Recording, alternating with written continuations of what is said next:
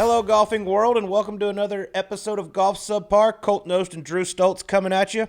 Sleaze, another exciting week of PGA Tour golf. Yes, it's back. It's live. It was good. I feel like the first 3 weeks we've had incredible winners. When you look back at the winners, Berger, Simpson, now DJ getting back in the winner's circle again, keeping a nice little streak alive. Now he's won every year for 13 years that he's been on tour. Not bad, but pretty good. Golf's better when you got all the big dogs up at the top, and right now we got them. And playing without having 10 deep behind you every single shot, if you're not used to that, it's probably like a huge breath of fresh air. They don't have to deal with the final round, drama that goes with all the galleries and stuff. I feel like some guys probably enjoy it. Well, I'll tell you one guy that I think probably enjoys it, and that's our next guest, Kevin Stadler. He would be perfectly fine with no crowds probably for the rest of his career. No crowds, no media obligations. No one talk to me. I'm here to play golf. Just shut up and watch me golf. Yeah, but it was fun sitting down with him. Got to see a little bit of a different side of him. He opened up a little bit and told some cool stories. Yeah, man, he's a great dude. You and I have known him for a long time. Awesome dude. It's been tough for him going through the injury stuff, which we get into a little bit in the interview. But from what it sounds like, he's going to get back, getting ready to play again. And that's a really good sign because he's been out for a long time, man. I know it's been a tough 4 or 5 years for him. Yep, it has. But before we get to him, you got a special word from our official sponsor. Got to tell everyone out there about a little company called Roman, our official sponsor. Anyone who's dealt with erectile dysfunction knows how awkward it can be to talk about in person. Nobody wants to go in and discuss DDS, a.k.a. droopy dong syndrome. So luckily, there's a simple, convenient solution to get the treatment you need without leaving the couch. Our friends at Roman have spent years building a digital platform that can connect you with a doctor licensed in your state, all from the comfort of home. Roman makes it convenient to get the treatment you need right from home. Just grab your phone, computer, complete a free online visit, and you'll hear back from a U.S. licensed physician within 24 hours. And if the doctor decides the treatment's right for you, congratulations, your medication can be shipped right to your door with free 2-day shipping, and you can get back to plowing away. You also get free unlimited follow-ups with your doctor anytime you have questions or want to adjust your treatment plan. With Roman, there are no commitments, and you can cancel anytime. So if you're struggling with ED or DDS, droopy dong syndrome, stay home. Go get Roman.com/subpar for a free online visit and free 2-day shipping. That's GetRoman.com/subpar for a free online visit and free 2-day shipping. Here he is, the man himself, Kevin Stadler. It is our privilege to welcome on our next guest. He's a very good friend of ours, PGA Tour winner, and recently completely physically transformed Mr. Kevin Stadler. How are we doing? Transformation is not exactly true, but I'm you doing look great. Fantastic, though. How much weight have you lost? A few. I tend to fluctuate. Have you lost greatly. more than Bryson has gained? Probably pretty close. Pretty close. Yeah, I'd gladly give him half of me more too. That's all good. I think you look he's looking fantastic. for more. Yeah, you look great. You look great. What have you been? What's just getting into it? What have you been doing? Are you just eating better, not drinking as much, or is there a secret? All the above and hiding from you guys. Yeah. So you've been very bored. Very extremely bored. See, that's what happens when you hide from me in the sleeves. Extremely bored. We'll get you back, right? Yeah. Get you back up. Weight gain is in. What's the hardest part of losing weight? Not like eating good or not drinking as much? Probably not drinking as much and not 100%. doing I would anything. think. Yeah, most people say like 'cause the eating's fine or whatever, but it's the going out, the social, all that stuff. That's tough. And this bullshit virus has played right into that. So I can hide at home and do my thing. It's all good. Yeah, probably a good time to get after it. Well, you look fantastic. Yeah. Well, let's get right into it. Let's go back to the young Kevin Stadler. What was it like? Your dad wins the 1982 Masters. What was it like growing up the son of a Masters champion? I was 2 years old when he won, so I don't have any memories of that. I've seen pictures, pretty cool, like riding on his shoulders up somewhere on the grounds. I couldn't tell you where, but I one of my greatest ongoing memories when I was a kid was going back there every single year when I was 7, 8, 9, 10, on probably till high school. I went every single year to Augusta. That's incredible. And I don't know if it happened to be like during our spring break or whatever in grade school, or I just said, you know what, I'm going to Augusta with my dad. I don't care. So screw school. Let's go. And my dad played along with that. And it was sweet. Like, I mean, it was the one place that I made sure I was going to be at every single year. Like I said, from a really, really young age. The place is beyond words. And you've been there. It's actually, I haven't, Kevin. Colt, you something need to do your special. golf history. You've been Research there. a little better. Nope, never stepped foot on the Not grounds. once? Nope. Oh, I've been there, Kevin. I know you have. Of course, Paid my way in. smoothed his way in there. Yep. So it's fantastic. That's like my old man winning there. That was the one for me as a kid, bonus was just the availability to go there frequently, like every single year when I was a little kid. It was awesome. At what age did you first get to play? I didn't play there until I was in college. He took me there a random day in like January over winter break. And it was like probably in the 40s and rainy and just the shittiest day you can imagine. Yeah. And we went out. I think he was not too happy with me because I couldn't get enough of it. We played 18, went in, got lunch, went to the par 3, played the par 3, went back, played the back 9. My dad's probably thinking like, why the fuck did I bring you here? This is ridiculous. But I wanted to go. It was dark, so it was just like, all right, we're done. But it was an incredible experience. I mean, how could you not? I mean, I think if someone ever takes me, now that my dream of playing in the Masters is obviously gone, if someone ever takes me, I want to spend all day there. Yeah, it was pretty cool. It'll be interesting to see if they actually let me in the gate since I turned down their invite. Sorry about I it. got to tighten up a little bit, but I'm going to handle that mid-am at some point, and you're going to be there. Par 3 guy. Caddy Ooh, for you, caddy. par 3. Yes, Nice. 100%. Lighten the load for you. How old were you when you realized how special like that was? I mean, when you're 7 years old. You probably don't really realize the significance of the Masters, but I don't know the answer to that, to be honest with you. It was something I was certainly lucky enough to where it was an annual thing, and I looked forward to it from the day that we left to fly back to San Diego when I was a little kid.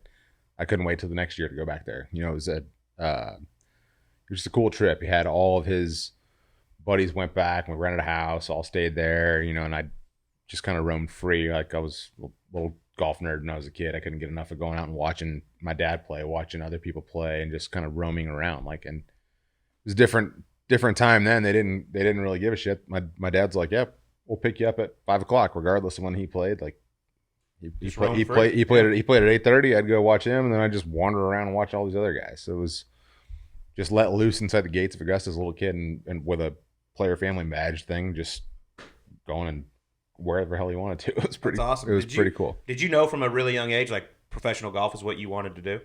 Yeah, very, very lucky in that regard because I don't know what the hell else I would do. And it was Not many do. literally like from probably when I was like 5 years old. If you asked me what I was going to do, I was like, I'm going to play pro golf. Yeah. And looking back now after playing for a while and realizing how hard it is, it's amazing that I set that as a goal and somehow just ended up there. Yeah. And was able to get out and play for a while because it's now that I'm on the back 9, it's a lot harder than I ever thought it was going to be. We're done. I've been in the clubhouse Yeah. forever. Yeah. Rain delay. But your pops didn't push you into playing golf, right? Like No. you found, like your dad was obviously an incredible golfer, but you found golf kind of. He didn't push you and be like, "Hey, No, God, you no. need to pick up golf." No, he didn't. He could have cared less. Like my younger brother doesn't play a lick. I love going out and watching him play, and just couldn't get enough of it. I was lucky. I was just kind of a natural to it. I was really good when I was a little kid, and it was just basically all I did. I played every sport under the sun when I was a little kid, but by the time I got to be 12, 13, it was nothing but golf. And my dad was super excited that I took to it like I did, but he was never that guy. Like he never gave me a lesson and did anything like that. One thing that I remember was that I'll never really forget was he came up to me and so let me backtrack a little bit. So when I was a little kid, I played left-handed. So I would stand next to my dad and I'd swing left-handed. He'd be banging balls and I'd just hit right next to him the other way. Then he gave me some right-handed clubs and I played cross-handed for a while. And he bribed me to switch to a regular grip. He told me back in the day he'd give me metal woods if I changed to a regular grip. So I was like, yeah, screw it. I'm in for metal club. Yeah, okay, cool. And then in high school, this is what I was going to say to begin with that I'll never forget, is he came up to me on the range. And he always used to hound me when I was a kid about never practicing. Like I'd just go to the golf course and I'd play some more. Like play 27, 36, 45 holes a day in the summertime. And I still think he's full of shit. Like he would always say that he would go and practice, and my whole life since I could remember him, he never practiced, but he would like rock up to the golf course, go to the driving range when I teed off. My thinking is he probably went inside and had a 6-pack of Bud Light and then came back on the driving range when I was making the turn, but made sure that I saw him on the range when I was coming up number 9. So I was like, hey, look at him practicing. That's pretty good. So he obviously had a very natural gift, just like you do. But yeah, so he came up to me on the range, that one of those, like in that time frame, and he looks at me and he goes, why the hell are you gripping it like that? And then I said, gripping it like what? And all I knew is I wasn't gripping it cross-handed. I had a 10-finger grip back then. But all he cared was that I wasn't gripping it cross-handed. He never taught me how to grip it. Never offered me the interlock, overlap, any of that. I didn't know. And I was so stupid. I literally didn't even know what either one of them was. He marched up into the pro shop and got 2 assistant pros. And so he's like, "You or you? Who do you want to teach you how to grip it? Because I know you're not going to listen to me. So I'm out." That's great. Pop's master champ. Go get an assistant pro at the local club. Teach my kid how to grip it. Yeah, because he probably I wouldn't have listened to him, and B, I'm not too sure he would have known what he was talking about either. So I love that. Well, you had a successful high school career. You end up at USC. First off, how did you end up at USC? Second off, where else were you looking to go? Frankly, I don't know how I ended up at SC, but more than anything, I think I was just kind of like somewhat predestined to go there. My dad went there. My grandfather went there. I was looking at pretty much anything West Coast. We moved to Denver right before I started high school, lived in San Diego as a kid. So West Coast has been my thing. Kind of never even considered going anywhere east. Never, frankly, looked in the state of Colorado. It was a little too chilly in the wintertime. But I looked at pretty much everything west, from Texas to UNLV, New Mexico, ASU, Arizona, Pepperdine. And it just, I don't know. I honestly don't know why. It came down to SC or New Mexico, and I literally was standing in my parents'. That's a little different. Yeah, totally different. It's both sides of the coin, right? I heard your recruiting trip was a lot like Jesus Shuttlesworth from He Got Game. That's why you went. Yeah, I've been told that too. Have you? You heard about that? The stories All are right. rampant. I would have had a lot more fun if either one of you were on that recruiting trip. I know that. By the way, good thing you didn't go to UNLV, knowing your little craps addiction. Nah, that's not an addiction. Oh, that's not an addiction. Please, I've seen it. And USC gives away more free shit than anyone else, so that's a fact, but not to golfers. Not to golfers. Well, I mean, obviously they're known for their football program. What was it like when you were at school? Football was actually shit when I was in school. Their basketball team was really good. We had. I started Carson Palmer's first year was my first year, and I might be misspeaking, but I think in his 5 years, I think he had 4 different offensive coordinators and 3 different head coaches. There was just a lot of turmoil. Basketball team was great. We had a really thin class, but like a really solid class my freshman year, and they made the 8 and the 16 two of the years we were there. So that was a lot of fun. And back then, it wasn't in the Galen Center, which is a sweet new arena we got on campus now. It was at the old sports arena where the Clippers played before Staples. Mm-hmm. Getting really old now. You're only 40, dude. Yeah. Fine. But it was great. Like, we used to rock up to those games. Like, nobody really care about the hoops like the football, and we'd sit courtside, virtually every game, and it was a blast. Like I said, we had 4 guys that were 3 or 4 guys that were my incoming year that started all 4 years. They were really, really fun. But the football games were still a thing there. I mean, it was what everybody does there. I mean, that's it's got tons of history behind it, obviously, but they really weren't the SC of their most recent heyday until the year after I finished. It was Carson's 5th year, was Carroll's 2nd or 3rd year, I believe. They won the Orange Bowl. They destroyed Iowa in the Orange Bowl, and then they went on from there. Yeah. They went on from there to Leinart and Bush and all that. You just missed the dynasty. Yeah, it would have been a heck of a lot of fun to be there for that, but it was still great regardless. But getting back to how you're always a guy. I grew up in Colorado. I looked up to you growing up. You won the state amateur. You won everything in Colorado growing up. You always been just so naturally gifted with golf for whatever reason. And got some good buddies that played on the USC golf team with you, obviously, and they talk about the same thing. They're like, dude, Stads used to be our number 1 guy. We drive up the van. He's playing number 1, so he tees off an hour and a half after the number 5 guy or whatever, and he would sit in the van and read a book. Or sleep. But he would just be in the van. Everyone else is warming up, hitting chips. Even number 2 guy is out there doing something. Stads would be reading a book, and he'd get so lost in his book that 10 minutes before his tee time, he'd be like, oh shit, I tee off in 10 minutes. And he'd stumble out of the van, hit 8 balls, 2 drivers, 1 putt, walk to the first tee, and then shoot 67 and be leading the golf tournament. Without even putting in, everyone else was grinding out there and they're shooting 73s, and you would just be like, oh, I tee off in 8 minutes. I got to go. That's fair. I remember at New Mexico's tournament, I think it was my senior year, was playing really, really well all season. And I don't remember if I was reading a book or sleeping, to be honest with you, but we got there. I mean, our 4 and 5 guys wanted to get there an hour and a half early. And if it was up to me in those days, I would be there. I was that guy. I'd be there 30 minutes early. So an hour and a half early for the tee time that's 40 minutes ahead of you. I got 2 hours and 15 minutes or whatever before my tee time, and I needed a 30-minute warm up, and I'm like, I would still be sleeping when they got there if it was up to me. So I think I was just sleeping on the back bench of the van. But that tournament, somebody came and had to wake me up to go play because I was out cold. That's awesome. So I love good. that. One of the best guys in the country. Hey, wake him up. He needs to shoot 68 like he always does. Well, you turned pro in 2002. Had some up and downs. Won a few times on the now Korn Ferry Tour. Won the Johnny Walker over in Europe. But your first really, really big win, 2014 Waste Management Phoenix Open, your 239th PGA Tour start. At a golf course you don't like, by the way.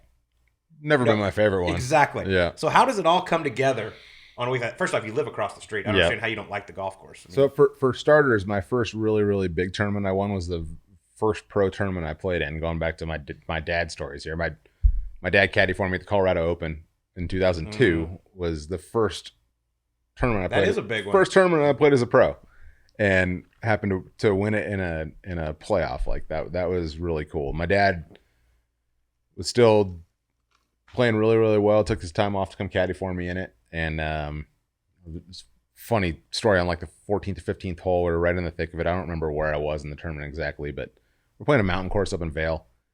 And I got this uphill second shot. It's like a wedge, and it's way uphill on a mountain course. You can't really tell how far away you are, but it's not more than 120 yards.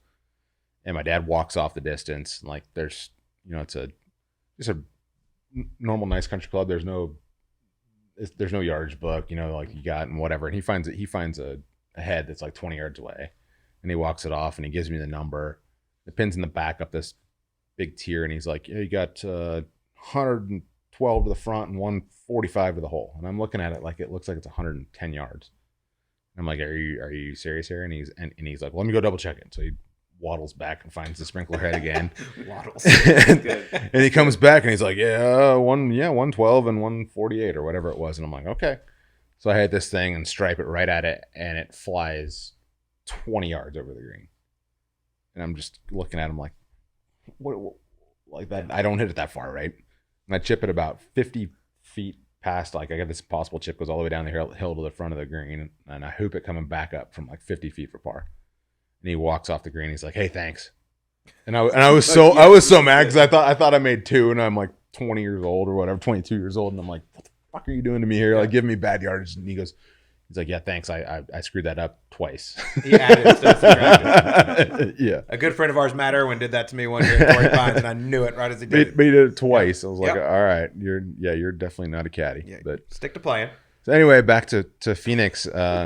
Phoenix is definitely, it's not quite my cup of tea with that shit show of a fan base and whatever it is. It's craziness. It's something. It's cool because it's once a year and it's pure madness. Mm-hmm.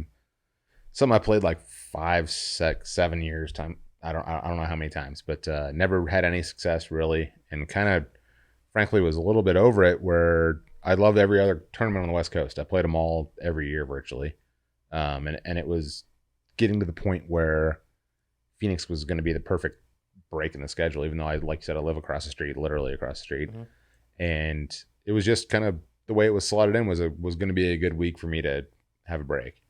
And the year before I won, played really, really well on Sunday rather. I don't remember where I was sitting, but I was like 8 or 10 under on Sunday, and ended up finishing like 5th or 6th. And so I was like, okay, I got to play. I'll give it one more. I got to play the next year. And what happened? The Broncos ended up making the Super Bowl that year back in New York, and thank God I didn't go to that debacle of the game. But I was legitimately considering not playing and going to the bowl. It was pretty cool that the Sundays round here I was paired with Ryan Moore, who's a Seattle guy, and he's a big Hawks fan, so it was pretty neat. And then this being Super Bowl Sunday, the Sunday here was really cool. Just, I mean, Phoenix is a big transplant city. You got people from all over, but all over the West Coast a lot. And there's tons of Colorado people here, tons of Washington people here. So walking around the tournament on Saturday and Sunday was just heaps of guys wearing Broncos jerseys, Seahawks jerseys. So it was fun. It was cool. Yeah, you had your Broncos colors on Sunday. Yep. Playing with Bubba Watson in the final group. And I heard there was somewhat of an incident on the 72nd hole on the tee box with Bubba. I wasn't really an incident, but Or he might have just stepped in your way a little bit. This happening. Yeah, it was a little confusing. We both, it was pretty cool. We were both trying to choke as hard as we possibly could on the back nine.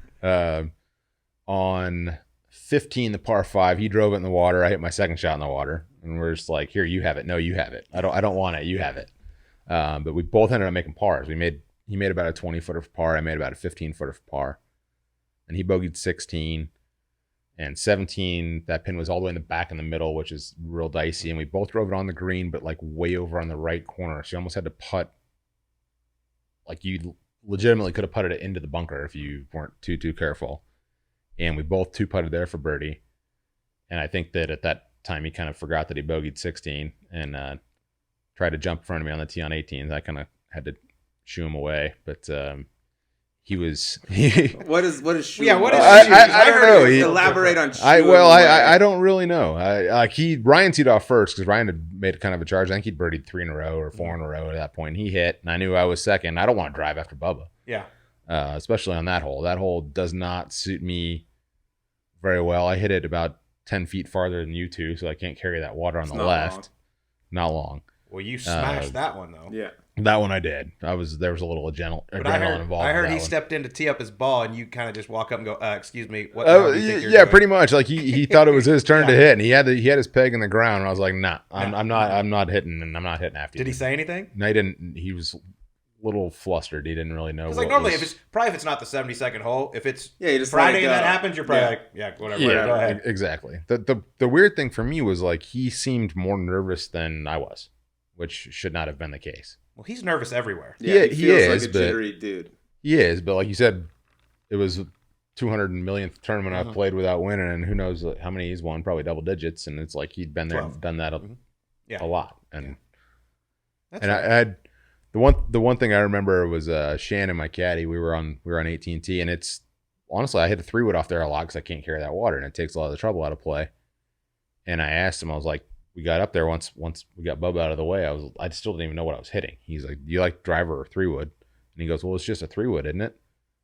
And I was just real pumped up, and I'm like, "Fuck that! Give me a driver. I'm gonna hit it down there and make birdie and go watch Super Bowl."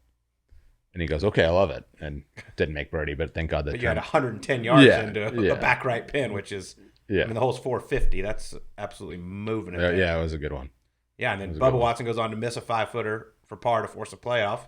And then all hell breaks loose across the street a couple hours later. Oh, my God. It might have. It might have. We know it did. We were there. Yeah, I'm well aware of that. The movie Project X. Have you seen the movie Project X? It was loosely based on your celebratory it could have been. Party. That was one of the best nights I've ever had in my life. There were more this is a testament to you because there was more PGA Tour players. Actually, the runner-up, I think Graham DeLette had a massive week that week. He was either second or third. Was he runner-up? Yeah. He shows up. A number of other PGA Tour guys. Everyone like so happy that you won. I'm sure you were sick of answering the question. You'd won abroad and things like that. But I had one on the PGA Tour and you got that off your back. So many guys showed up to celebrate with you. That had to be it was awesome. It was obviously unexpected. I was hoping to win that day and played well enough to and literally when I got done I didn't really see anybody and everybody knows I've lived in the same house here for 15 years and that's right here, right? So by the time I did the media and all that jazz, I got home and there was probably already 50 people at the house.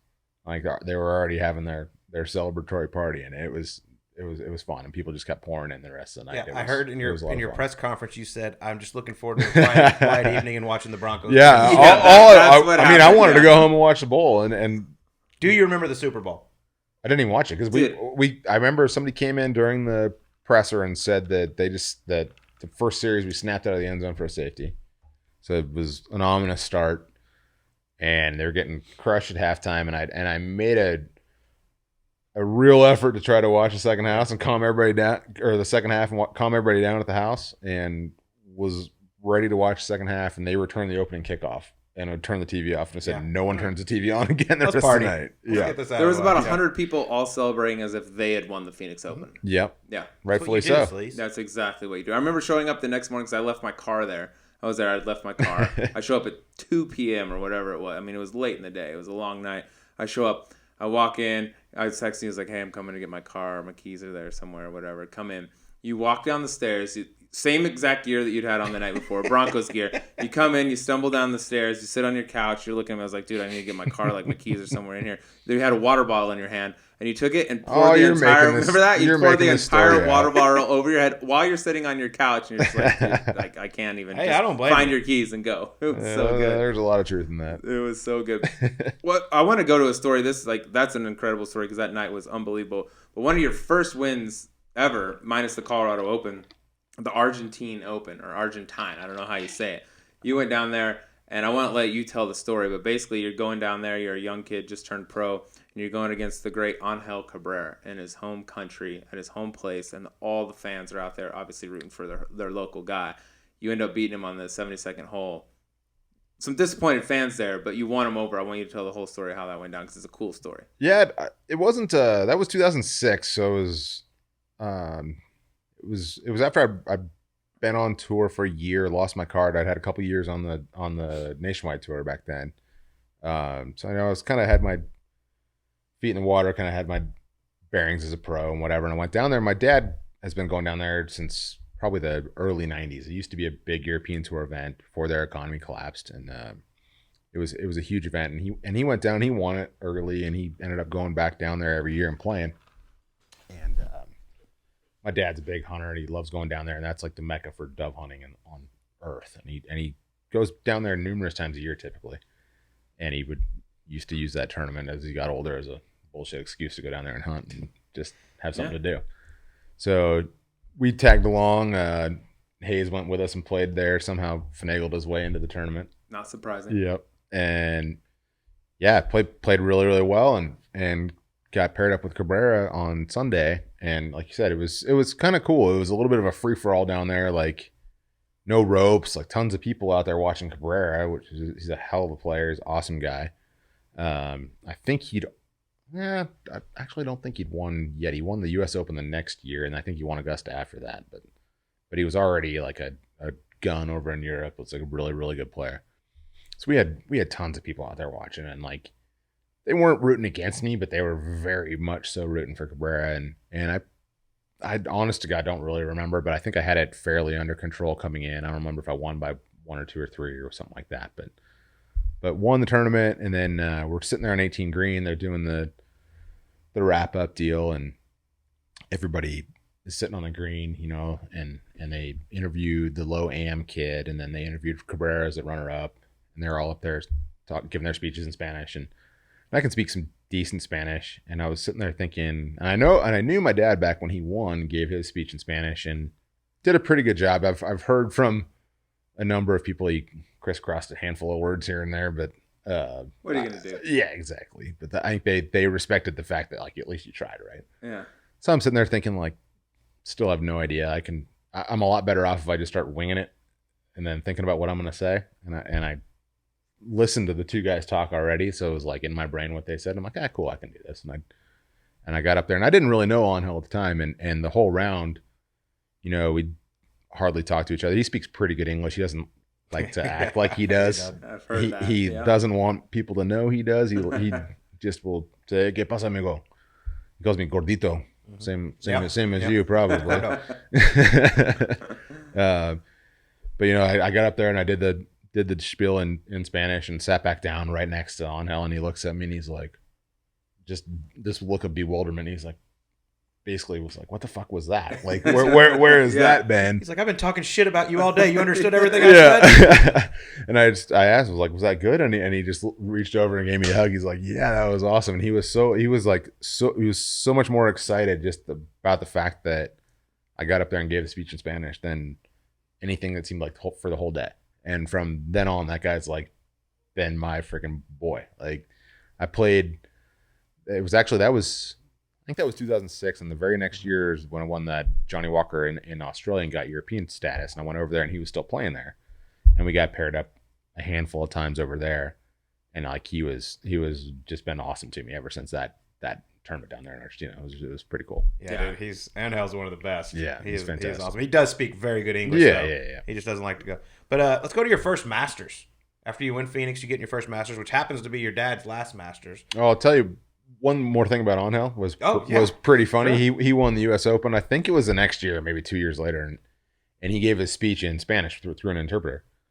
And I saw him. I don't know if it was the next week or the week after, and I was like, "Hey, amigo, what was that?" I'm like, I did yours in Spanish. You don't do ours in English. And he says to me, he says, "Few more people watching me." That's fair. That's fair. I was like, "Yep, okay." Dude, he's incredible. One of the best ball strikers ever. Oh, yeah. I mean, just stripes it. Yeah. But we do have to talk about the Masters. I know at some point we have to. Because you do finish tied for 8th in your first ever one. Happened to be your dad's last ever one as a competitor. Was that something that was kind of a distraction, or was that something that was, this is pretty cool that I'm starting and he's stepping away? Honestly, it was kind of both. Yeah. I was very excited that they did not pair us together. That was kind of the rumbling going along, is what they were going to. And I was playing really well then, and I just didn't really want to be a sideshow. I was playing great, and I love the golf course, suits my game to a T, and I was like, I legitimately think that I could win there. Like, that's my version of golf is what Augusta is. And they were all trying to make this big deal about, and I guess, like, as I get older, probably in the future, I'll look back and it probably was a pretty cool deal, but at the time I didn't think it was a big deal. Like, I'm like, my dad's played Augusta since I was born. Yeah. You were the first father-son duo to ever play. Right. In the same Masters. Which is a neat deal. Yeah. But to me, like, it's second nature. Like I said, going back from when I was a little kid to be there with my dad. Mm-hmm. And for me, it was just really cool that I actually got to play this time for real. Excuse me. We played practice rounds together, par 3 together, all that. Obviously, having barbecues, cooking out, hanging out at the houses all week. And he was like 60, 61 then. So, I mean, he wasn't very competitive at this time. The course kind of outgrew him, was a little long for him. And I didn't really want to play with him, to be perfectly honest with you. Like, it is what it is. I wanted to play with more competitive guys. And again, like, it all worked out great. I played really well, but looking back now and probably 20 years from now, it would have been incredible to say that I got to play with my dad in the Masters. But when it was going on, I didn't want to be a sideshow. Like, it's not my nature to go hunt down cameras and kind of make a spectacle out of things. And I felt like that's what they were trying to do to both of us there. And I didn't think that it was warranted. And I was just there to play a tournament. Yeah. And my dad was also playing a tournament. And it was really cool that he was there. But like I said, the whole week worked out perfectly, where I got to play all the pre-tournament rounds with him. And then once competition was there, it was all about competition. Well, you say, like, that's my version of golf. That's what I love. Like, looking at Augusta, it's like it's a lot of right to left holes, things like that. You're a guy that predominantly moves it left to right. What about that place makes you think, like, yeah, this is my spot? Just a lot of creativity, a lot of shot making on the second shots. So much slope in the greens that the greens that year it was rock hard. I finished even par and finished top 10. It was just incredibly difficult, and back when I could actually play worth a shit, it was like the harder the better for me. You know, I liked it when it was firm. I liked to shape it both ways, not necessarily off the tee, but into the greens. I like to shape it both ways, and you can use the contours there. You could use the speed to your advantage. And the greens were so firm and so fast that I felt like people don't make putts. And I was always a really good lag putter, but my putting has never been a strong suit. So I felt like there's very few weeks through the year where you can really shine through with ball striking. And that week, like, if you hit it better than everybody else, you're going to be up at the top. Just fairways and greens on tack when you can, and just sneak in a few birdies here and there. Because it was like I said, it was rock hard, really, really difficult, and it was a lot of fun.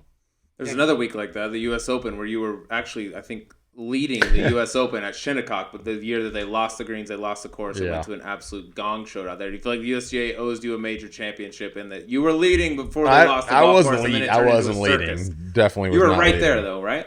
Yeah, I was a fish out of water is what I was. I was 24 years old. Yeah, it was quick. I was living on an air mattress out here playing a mini tour, and I qualified for the U.S. Open. And I shot even par the first 2 days. It was like that was one of the first tournaments that big tournaments I'd ever played. It was awesome. Like I was just telling somebody about this the other day, where Shinnecock, that week from, I think I got there on Saturday or Sunday, the previous weekend. From that Sunday through the Friday was still to this day the purest golf course I've ever seen. Like, it was an absolute perfect shape, like could not be better.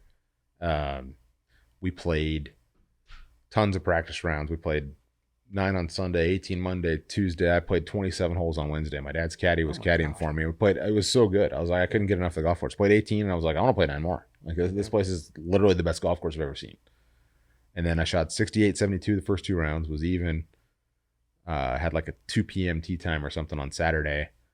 It was a nightmare. Like, I was so nervous when I was getting there. And we drove up to the golf course, and there were caddies on the putting green as we were driving into the parking lot. They were throwing balls on the ground. They were bouncing up 20 feet over their heads. And I'd never seen anything like that. I literally didn't even know what was going on. And I was already nervous as all get out.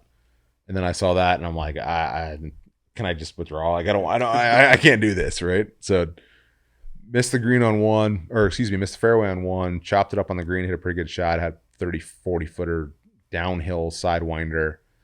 My dad's caddy that was looping for me walked behind the green, put the bag down, and I cleans my ball, and he comes back, and I'm looking at the putt, and I told him, I said, go get the bag, because I can't keep this putt on the green. Like, I'm gonna need another club. And he told me, he's like, just putt it over here to the high point and let it fall down. I was like, yeah, I know how to play golf. That's what I'm gonna do, right? So I just tap it over here, and it went 30 yards off the front of the green. Oh. What'd you shoot that day? I shot 82, 85. I shot even par the first 2 days, and I shot 27 over on the weekend. Was that the round? Was it Friday where you hit it in the bunker? I think on 8, it's the par 3, Sunday. and you had a great bunker shot to like 3 feet or 4 feet or whatever it was, and you missed it, and we rolled back into the same bunker. Yeah, that was Sunday. Like, after I shot 12 over on Saturday, I think we were second out on Sunday, and JJ Henry and I think it was 7. The par 3, little Redan green. The pin was front left, and it was just browned out, impossible, rock hard. And we watched, I think it was Mayfair, and I don't remember who the other one was in front of us. We watched them both hit it in the left greenside bunker, both blast onto the green, both put it back in the bunker. God. Both get out on the green. I think they both made 6, and then JJ and I both hit it in that bunker.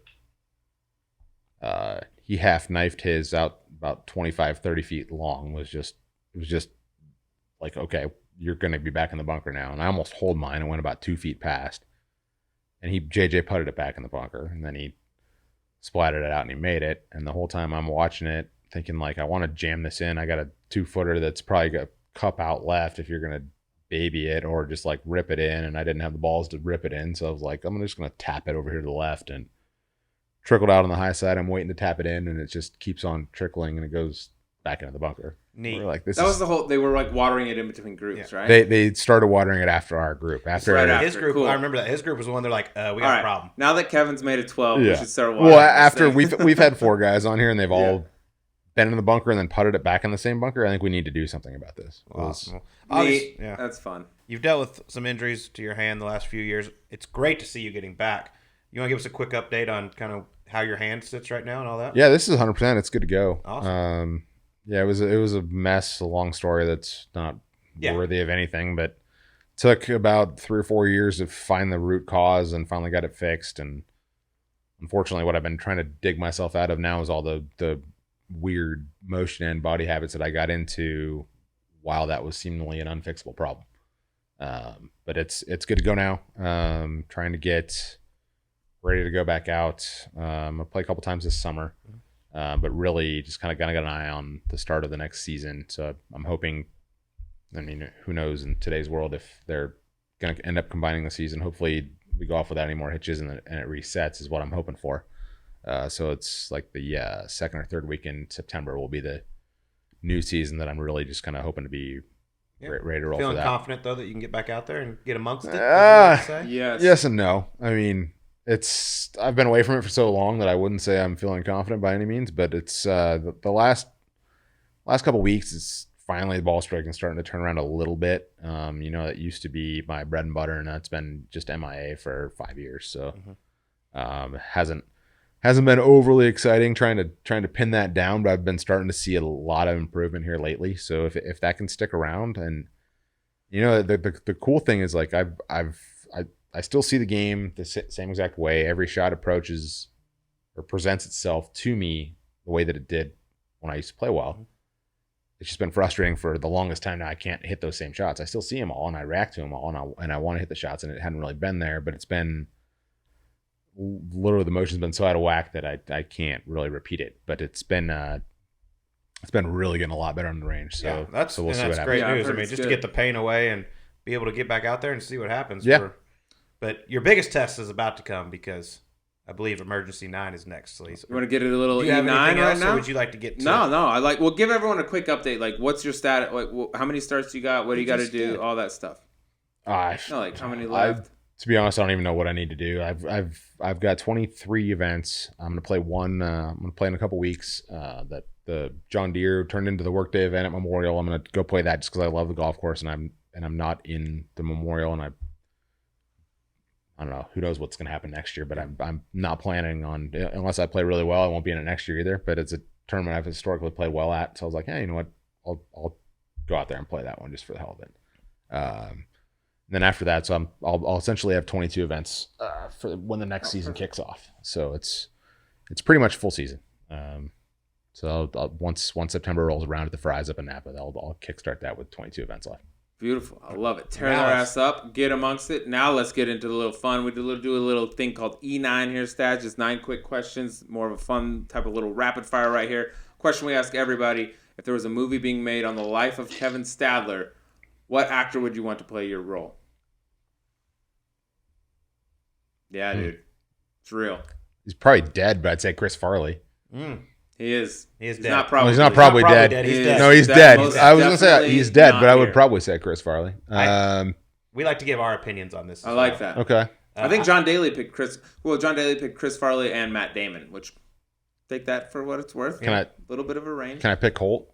Yeah, you can pick Colt. Have you guys ever been mistaken for one another? My mom thought that when he played really well at Hilton Head, when you were last group Hilton Head, right? And I don't know if you remember. This was pretty funny. I put like shit that week, and I'd finished right before you started, and I walked across the first tee because I was too lazy to go around it to go to the parking lot, and you guys were on the first tee. Yeah, I do remember. And I just walked right across the first tee to get out of there, and my mom called me that afternoon, and she's like, "Hey, I thought you weren't playing very good, and I just saw you tee off." Your own mother. And I was like, he's at least 3 inches shorter than me. Come on. Don't take that, Colt. Don't take that, Colt. Oh, my God. By the way, you're welcome if people confuse you. If Colt could act, he could play you. Yep. All right, who'd you have for him? Brian Bumgardner. I don't even know who that is. Dude. Do you watch The Office? Yeah. Kevin. Oh, yeah. Only the greatest dude of all time. Yeah, that's a great. I had Dr. Phil for you because I feel like you're deeper than than surface level. You're a very deep individual for those. He's from your neck of the woods. He is. That's why I respect him. You just got to grow a little stash. Yeah. All right. Well, I've heard you don't like this nickname. I don't. There's not. So I know. But you have to choose one. We know you don't like the nickname Baby Walrus, but I heard VJ Singh gave you a nickname at Torrey Pines early on in your rookie year. What was that? The hippo. I thought it was a blue whale or something absurd. Well, I heard from a very good source the blue whale. that they were I asking, kind of like that, actually. They were asking tour players what your nickname should be since your dad was the Walrus, and VJ says, "I don't know, the hippo." I don't know what it was. So if you had to choose one, which one would it be, hippo or Baby Walrus? N.A. N.A. Yeah. None of the above. Yeah, I don't know. Nothing aquatic. Nothing aquatic. Perfect. All right, we got a solution to that coming up a little bit later in the show. All right, number 3. If you go back in time, you had to trade lives with one of these people. Whose life would you rather live? John Elway or Garth Brooks? Ooh. Yeah. Either one. I'm you have to pick. I know. You're a big Garth guy. I would say we've shared a Garth experience. I'd have to say Garth. Let's not get into it. But yeah, sorry, number 7, you're a stud, but I gotta say Garth. Yeah, Garth's if you're a country guy, that's a tough one to pass up on. I'm with Garth. Yeah. All right. Number 4. We know you're big into Clash of Clans. Negative. What the hell? Okay, delete this. Dads, you used to be into Clash of Clans. For a very small time. Well, your friends that's okay. claim that you're big into Clash of Clans. They don't know what they're talking about. That's true. Okay, well, now we got to come up with a different question. No, that's probably true. No, we can still hit that. I still want to know the answer to it. Okay, we'll just go with it. We can edit this somehow. Okay. Yeah. Okay, just act like you're a big fan of it. Okay, what's your Clash of Clans gamer tag, and how much money have you spent on the game? It was Chief something, and No, Chief you know your something. gamer tag. What was it? I don't What was remember. it? Chief what? Chief Birdie Maker. Yeah, that was it. Chief Birdie Maker. It's something good. Chief Yeah. what? You know your It was tag. Chief Dominator, is what it was. There you go. See, Yep. you know. I knew I Don't know. act like You know how I know? Because Matt Jones Yeah. is a Clash of Clans freak, Yeah, people love it. and his No name was shame. Dom, and I thought that was really funny because that Dom? was and I'm like, why the hell did you name yourself Dom? He's like, for Dominator. So you went with Chief And you went- Dominator. Yeah. So how much? So I heard you. I'd never spent $1 on. I don't know how it works. I've never played it. But you're the Chief Dominator. Who told Apparently. you he likes Clash of Clans just so we can verify? Probably our boots on Jonesy. the ground. No, It wasn't Scooter. Jones. Oh no. Oh, Scooter. He knows you as good as anybody. Yeah, dude. Yeah, no. Scooter doesn't. That's all right. Tell you what he told me. Scotty doesn't know. We got Scotty Chief doesn't know. Dominator out of the whole Chief thing. Dominator is beautiful. That is the perfect gamer tag, whatever you call it. All right, this is an estimate, Stats. To your best of your knowledge, how many classes did you attend your senior year of college at USC? 4. 4 for the year. Yeah. Oh yeah. It's a hell of a All lot. in the fall. Yeah, Yeah. because at that point in time, correct I me if think I'm I had wrong, 4 classes and I went to each of them once. one time. Yeah. In orientation or whatever. Correct me if I'm wrong, but at that time, if you're eligible at the beginning of the year before it changed, like you're eligible for the whole year. So if you enter your That's- senior year eligible, boom, you can play the whole year. That's fact. Cool. Yeah. And I have some friends that told me you hated your classes so much, but you were bored that you would just show up to their classes and hang out with them because you're like, I have nothing to do, and I'm definitely not going to my classes. I went to a couple classes, but they were not exactly classes. They were. It was. I'd already taken the class twice, Oh, and it was a theater class. It was movies Oh. every Thursday night from 7 to 11. They'd have a blockbuster movie release Mm. and have an actor, a producer, a director, or somebody come up and talk, and it was badass. You And- could have and- got that at New Mexico. No, you couldn't have got Yeah. have got that. Good so class to attend. went to that twice, and then kept going to it. It was All like, right, a smooth 4 your whole senior year. Pretty yeah, solid. That's a good I mean, run. it might have been more, but That's a I'm good guessing run. 4's fine. 4 is a good estimate. All right, you got to name your Mount Rushmore of Colorado sports, excluding Sleaze. You can't use him. Well, there's one free spot Yeah. open. You can Okay. even do your top 5, top 6, whatever. Your Uh, favorite Colorado athletes. John Elway, Terrell Davis, Joe Sakic, Peter Forsberg, and Larry Walker. Sleaze. Wow, Patrick Waugh gets left off. Yeah, Oh my God, Dude, that's won a y'all the tight, cup. that's a He tight did. mountain. it is, and I'd back all those No up Peyton again. Manning either. Yeah, I mean, No, you can only have a few spots. Waugh and Peyton were very short lived there. Yeah. you know. That's fair. Would Sleaze have been in there? On the No. golf Mount Rushmore, I'm in there. Sleaze would Do be the golf. Yeah, do the Rushmore. quick golf Colorado golf Mount Rushmore. Me, my dad, Duval. Duval doesn't count. He's Why? late. You gotta be like He's native late, Colorado. but how long has it been since you lived there? You gotta be like native Colorado. I'm not from native Colorado. He thinks he's going to make Neither this are you. list. Well, I grew up there. I won everything you could. I won everything you could win. You went to high school. You got to go to high school there Oh and be on my the Mount God. Rushmore. Wyndham. Well, all right, then it's Wyndham, me, Tolan. Stop. All right, not the list. not Yes. you. The list No, is please. shit. You're not gonna throw Hale Irwin in the mix. He'd probably be a good one. All right. Paul Lobato. Paul Lava. Okay, these are good. These are names nobody knows, and that just shows how much you're shitting on me right now, which I don't appreciate. All right. It's Oh amazing. shit! Oh God. It's okay. It's fine. This is what Can't take happens me here. anywhere. All right, number 8. We know you like to read a lot. First off, last book you read. Honestly, I don't know the name of it. I've been reading some Harlan Coben old books. They're just kind of trash summer novels that you can rip through. All right. Well, for those that don't know you that well out there, you're not the most positive human in the world. So is it true that Tony Robbins is your favorite author? If you talk to a certain dentist in town, he would claim that's the case. You and Tony Robbins, a lot alike. I agree. I think Oh. motivational speaker could be in your future. If Why not? Hey, when I'm off the golf course, I'm perfectly positive. That's actually very true. Yeah. See, that's one It's- thing a lot of people don't know. I mean, you can be an absolute dickhead on the golf course, but then you're really nice off. I'm a dickhead on the golf course. No, not you. I'm just saying other people Oh, can be. okay. No, just in I got you. general. People are Not different you. at work than they are. Yeah, off it's the like golf course. you know, I've had so many people ask me over the years about my dad, like guys that play with him pro-ams are like, is your dad like always grumpy and angry? And I'm like, no, what the hell? Like, because he was always kind of scruff and pissed off on the golf course. I'm like, no, that's him on the golf course. Yeah, 100%. But that's couldn't have been any more different off of it. Yeah. So That's it's what I'm yeah, it's it's funny because there's a lot of validity and a lot of truth to what people say is like what people are on the golf course is what they are in real life. Like you get a lot of their true nature, but it's also competitive golf is a whole nother animal. Totally agree. Different beast. Golf can piss off anybody. It can ruin any attitude. Yeah. I don't care who you are, especially when you're playing at the highest level. All right, last question. All right, your epic victory party after the Phoenix Open, not counting yourself, which you'd definitely be number one. Who was the drunkest PGA Tour player there? Probably Mallinger. Yeah, that's who I was going to go with. That's correct. Yep. Charlie Hoffman, I think, if Denny Pelly was a pro golfer, he would have won that award. Yeah, Denny Pelly, director of membership at The Rock. I agree with Mallinger. We actually showed up to your party together. I saw TC yesterday and on Sunday, Tim Clark, and he didn't say anything about it, but I remember him back there like the week after. He was like, "That's the drunkest household I've ever set foot in," because they all showed up late, but Mally was part of that crowd, and they'd been up to some fun before that too.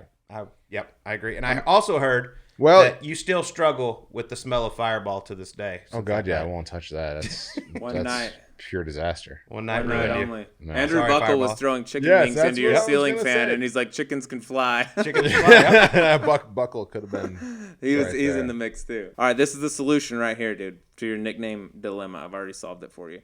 USC guy, you're a huge Trojan. I propose that we go with your new nickname, the Magnum. That's